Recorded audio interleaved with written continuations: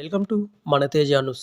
నాగర్ కర్నూలు జిల్లా తిమ్మాజ్పేట మండల పోలీస్ స్టేషన్లో విధులు నిర్వహిస్తున్న ఎస్ఐ హరిప్రసాద్ రెడ్డి 20,000 లంచం తీసుకుంటూ ఏసీబీకి పట్టుబడ్డాడు. ఈ కేసుకు సంబంధించిన ఏసీబీ డీఎస్పీ బాలకృష్ణ తెలిపిన వివరాల ప్రకారం ఓ కేసు వ్యవహారంలో 30,000 డిమాండ్ చేసిన ఎస్ఐ బాధితుడి నుండి 20,000 లంచం తీసుకుంటూ ఏసీబీకి చిక్కాడు.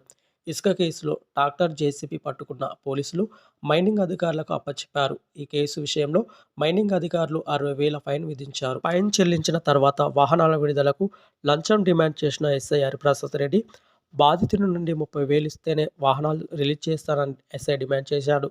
బాధితుడు ఎస్ఐ మాట్లాడిన వాయిస్ రికార్డింగ్తో ఏసీబీని ఆశ్రయించాడు. సోమవారం పోలీస్ స్టేషన్లో ట్రాప్ చేసిన ఏసీబీ అధికారులు ఎస్ఐ హరిప్రసాద్ రెడ్డిని అదుపులోకి తీసుకొని కేసు నమోదు చేసి దర్యాప్తు కొనసాగిస్తున్నామని ఏసీబీ డీఎస్పీ బాలకృష్ణ తెలిపారు. ఏసీబీ మహబూబ్ నగర్ రేంజ్ మాకు వచ్చినటువంటి ఫిర్యాదు పైన ఈరోజు ఒక కేసు నమోదు చేసుకొని తిమ్మాజిపేట పోలీస్ స్టేషన్లో పనిచేస్తున్నటువంటి ఎస్ఐ శ్రీ హరిప్రసాద్ రెడ్డి గారిని అదుపులోకి తీసుకోవడం జరిగింది. కేసు వివరాలు ఏమనగా, మరికల్ గ్రామంకు చెందిన ఫిర్యాదుదారుని యొక్క 2 ట్రాక్టర్లు జేసీబీ అక్రమంగా మట్టి తరలిస్తున్నారని చెప్పేసి పోలీస్ స్టేషన్కి తీసుకొచ్చి సీజ్ చేయడం జరిగింది. కేసు కూడా నమోదు చేయడం జరిగింది. ఈ జేసీబీ మరియు ట్రాక్టర్లకు సంబంధించి ఏడీ మైన్స్ నాగర్ కర్నూలు గారికి లెటర్ రాయడం జరిగింది. ఫిర్యాదుదారుడు 2 ట్రాక్టర్లు జేసీబీకి కలిపి 60,000 ఫైన్ కట్టుకొని రావడం జరిగింది.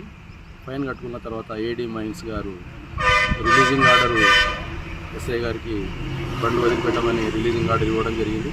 ఫిర్యాదుదారుడు అటు రిలీజింగ్ ఆర్డర్ను తీసుకొని వచ్చి ఎస్ఐ గారికి చూపించగా 30,000 రూపాయలు డిమాండ్ చేయడం జరిగింది. 30,000 ఇస్తేనే ట్రాక్టర్ జేసీబీలు వదిలిపెడతా, లేకపోతే లేదని. అందులో భాగంగానే ఫిర్యాదుదారు నుంచి ఎస్ఐ గారు 20,000 రూపాయలు తీసుకోవడం జరిగింది.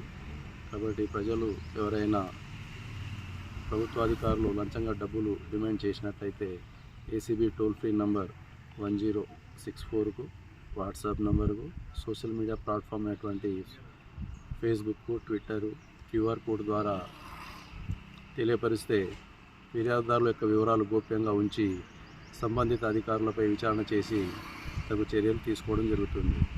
అదుపులోకి తీసుకున్నటువంటి ఎస్ఐ హరిప్రసాద్ రెడ్డి గారిని నాంపల్లి ఏసీబీ కోర్టులో ప్రొడ్యూస్ చేయడం జరుగుతుంది. సార్ ఇప్పుడు ఎక్కడున్నారు? ఎస్ఐ గారు ఎక్కడున్నారు ఇప్పుడు?